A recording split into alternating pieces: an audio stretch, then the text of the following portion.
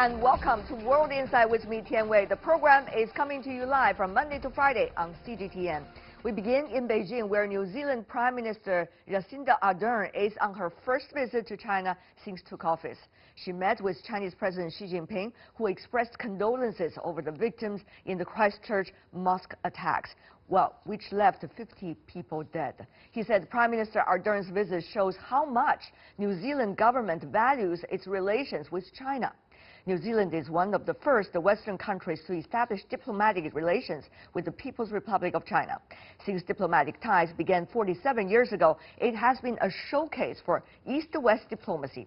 Prime Minister Ardern said New Zealand adhered to the One China policy and a firm supporter of free trade and multilateralism.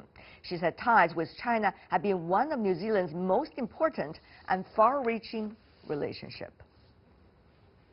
New Zealand Prime Minister Ardern also held talks with Chinese Premier Li Keqiang, and they agreed to strengthen cooperation and jointly safeguard a rules-based multilateral trade system.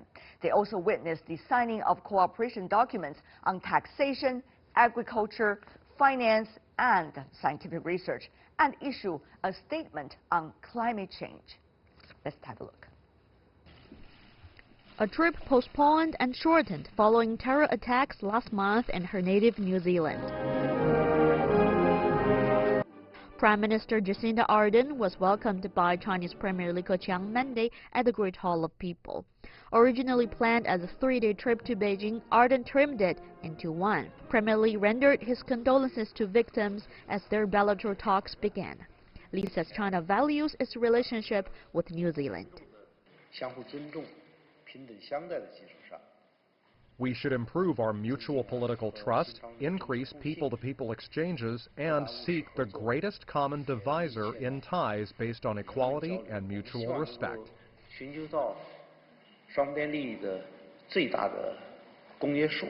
Ardern says New Zealand is proud of its relations with China, including the free trade agreement signed in 2008. I did, though, want to visit Beijing at this time to underline the importance that we place on our relationship with China. It is one of our most important and far-reaching relationships. Following Monday's meeting, 4 agreements were signed as the two governments agreed to avoid double taxation, increase agricultural cooperation, and carry out more financial talks and scientific research projects. China is now New Zealand's largest trading partner and second-largest source of foreign tourists. The 2019 China-New Zealand Year of Tourism opened Saturday in Wellington. Ardern is visiting China for the first time since taking office in 2017. The visit was first scheduled late last year, but China withdrew the invitation at the time following strained political ties, and it was only rescheduled recently. The two countries had disagreement after New Zealand banned Chinese telecom company Huawei from providing 5G technology to a local carrier.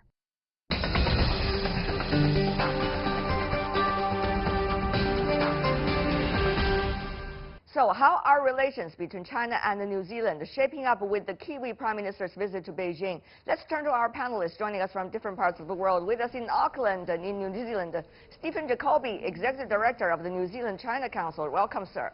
In Suzhou, we have Bo Zhiyue, the Deputy Dean of the Xipu New Era Development Research Center.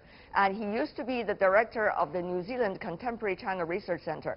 And with us in Beijing, we have Guo Chunmei, Research Fellow of the Institute of South and Southeast Asian and Oceanian Studies at the China Institute of Contemporary International Relations.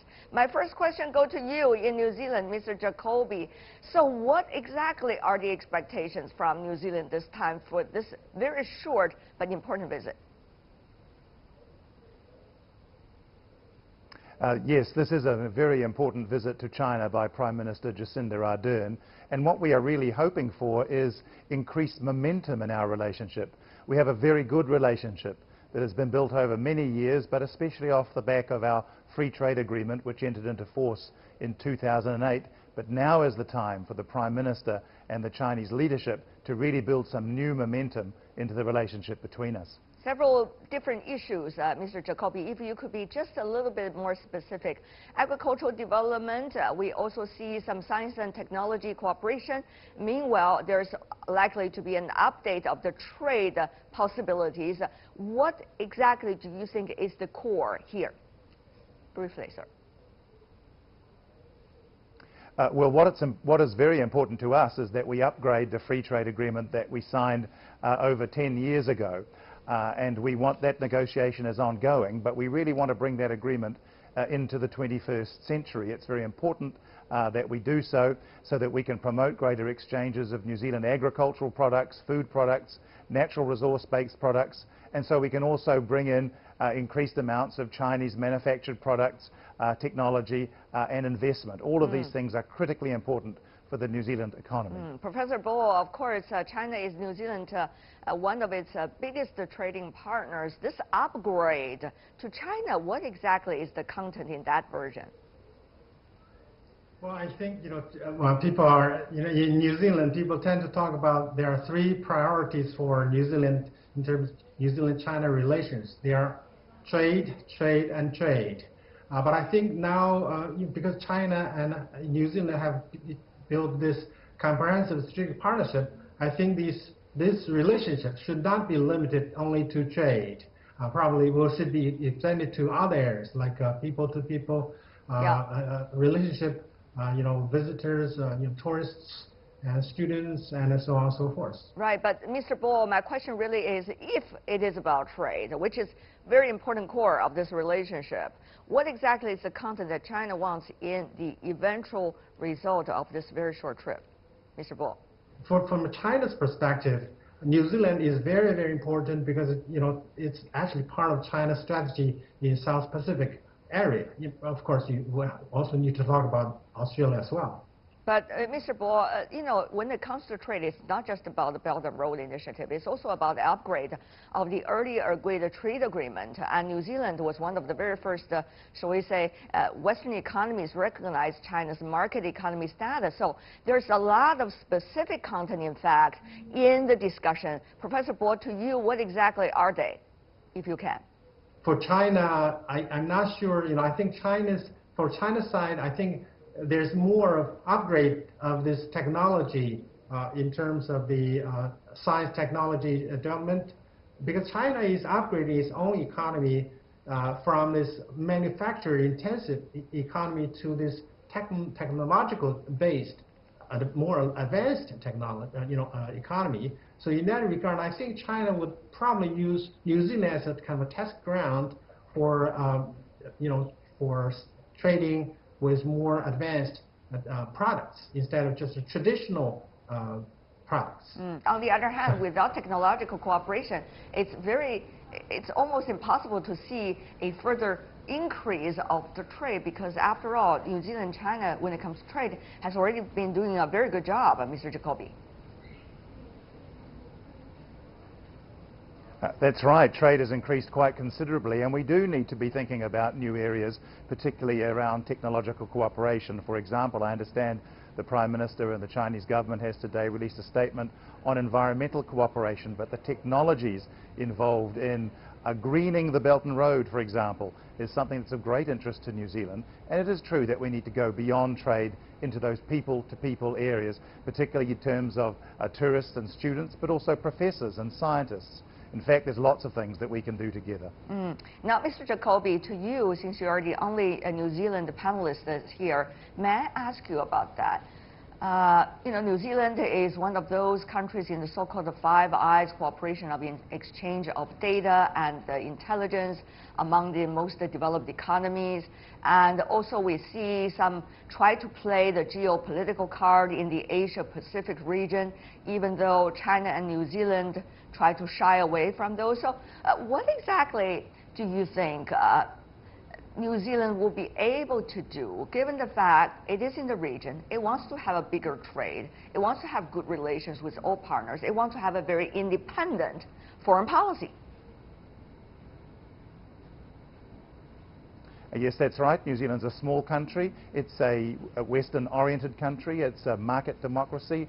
And so, yes, those things are extremely important to us, and we need to maintain some sort of balance between greater powers who have sometimes different issues with each other. But I think New Zealand has a lot of experience in dealing with larger countries.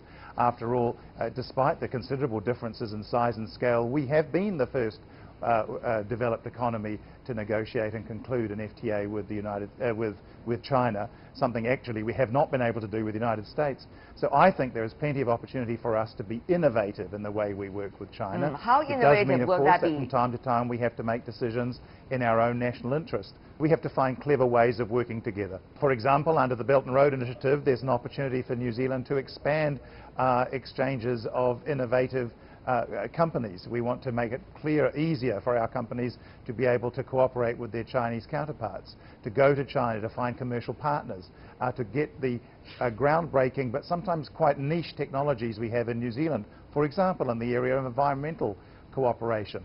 That's something that can be put into a Belt and Road perspective, and so that we can build that cooperation.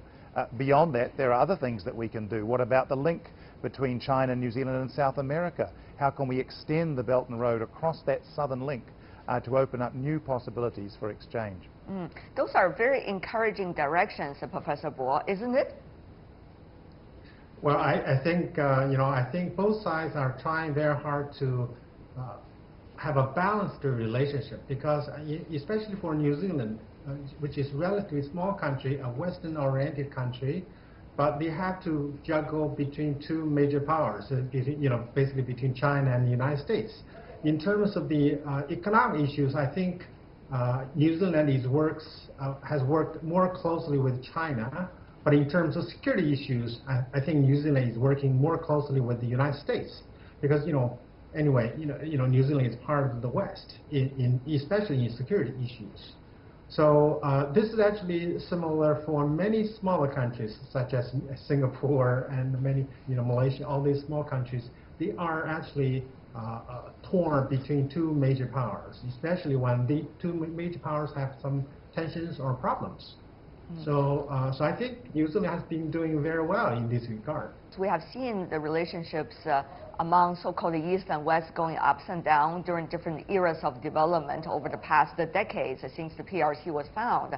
But we always see in some of those developed economies very smart in their approach toward China and toward their other partners. It really takes leadership in a way to be able to go through the so-called bumps, and in order to achieve the best results for all.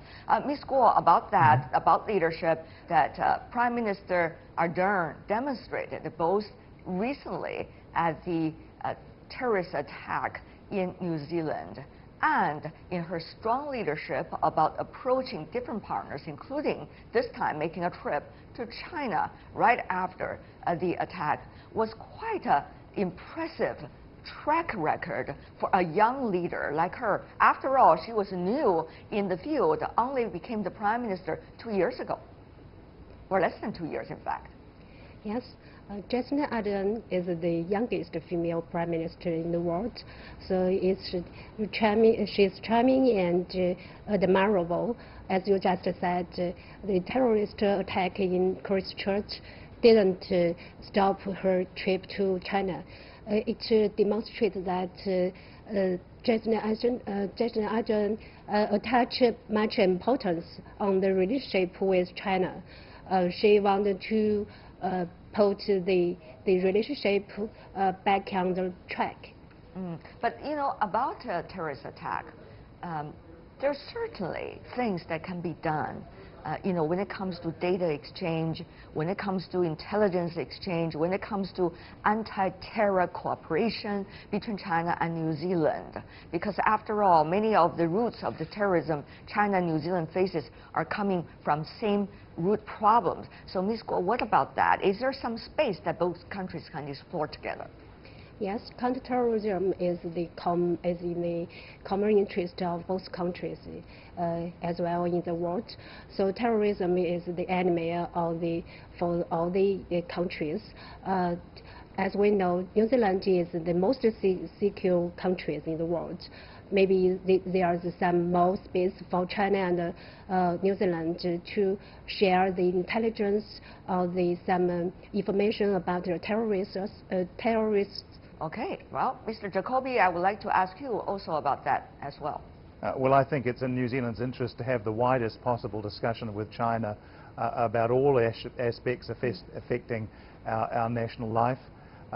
The recent incidents, of course, in Christchurch were the work of a white supremacist, which is completely baffling to many of us here in New Zealand, and I think we have demonstrated in the aftermath that we are very welcoming here in New Zealand of all types of people, all ethnicities, all religious persuasions. This is the nature of New Zealand society. But I'm sure that this matter will have been covered in Prime Minister Ardern's discussions in Beijing today. Well, now, Mr. Jacoby, Prime Minister Ardern, as we mentioned, are quite new on the job, but she has been demonstrating very strong leadership about Christchurch attack, and also her determination to have a very independent foreign policy with the context of having good partnerships with different kind of players in the world. So how is the country seeing her, becoming ever stronger, and particularly during this trip to China? Well, I think there's a lot of support for Prime Minister Jacinda Ardern in the community, and particularly a deep sense of gratitude for the way she has coped with the terrible situation that arose in Christchurch. She has led our nation both through a grieving process and through various policy measures that are going to make it harder for that sort of thing to happen ever again here. And I think it's also a reflection of her leadership that she has decided to visit China. And we're grateful to the Chinese leadership for receiving her at this time. The people of New Zealand, I think, appreciate that we have to have the strongest possible relationship with China and with other countries around the world. That means we have to meet and we have to talk. Sometimes we have to talk about the things we want to do together. Sometimes we have to talk about our differences. But it's much better that we are meeting in this way. Communication is the key here, as we all know. It's always true. And to you, Professor Bo, right after the attack at Christchurch, Chinese President Xi Jinping sent a letter of condolences to the New Zealand side, expressing our deep concern about terrorism and also our utmost support for the New Zealand people. Now, we see the Prime Minister is now making a trip to China. This really is making quite a case about what governments together could do. Now, we also see the Prime Minister was very efficient in her country, in fact, compared to some of the other countries, to change and update the gun control law in New Zealand. And that has won great support in the country and beyond. So now, Professor Bo, here's the thing, that is, what countries, even as geographically small as New Zealand, but has big power in updating itself and set a good example for the rest of the world? Professor Bo. Yeah, New Zealand is a country of diversity. It is also a very welcoming country. So that's why you have a variety of people coming to New Zealand feel at home. However, there are also issues, especially with gun control. That's why one of the reasons why this person was able to get into New Zealand to get training in shooting, and then eventually use the gun bought from New Zealand. So I think New Zealand government, especially under leadership of this Prime Minister, was very effective and very efficient in terms of implementing a new policy and trying to communicate with leaders from around the world to rally support internally as well as externally. I think this is a kind of a demonstration of this new leader who is even relatively new, but he's a very strong leader who is able to get support from all around. Right. And finally, before we go, final words from all of you, if I can, one sentence. What do you think, if done, is the best result we could have of this very short but certainly important bilateral trip between China and New Zealand? Ms. Guo, one sentence. Yeah. Keep the bilateral relations more mature and resilient. I see. Professor Bo. I think there will be an upgrading of FTA. Well, yes, I think so. Before we go, Mr. Jacoby. I think the main emphasis and outcome needs to be a strengthening of our relationship across the board and to commit to talking to each other more frequently at high level. That would be a very welcoming result, I guess, for both people and both countries. Thank you so much for being with us, the three of you. Really appreciate it.